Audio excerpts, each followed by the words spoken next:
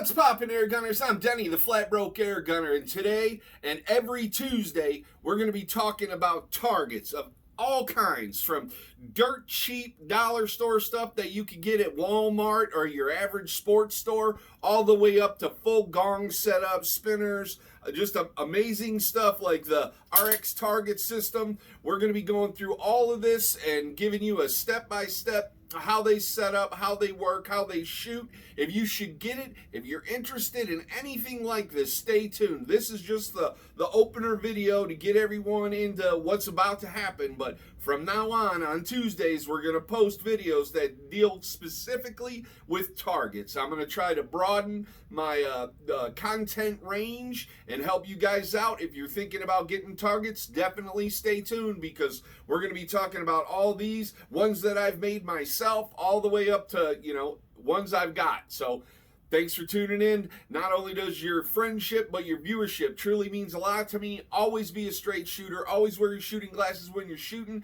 Stay flat broke for life, people. Take care, and God bless.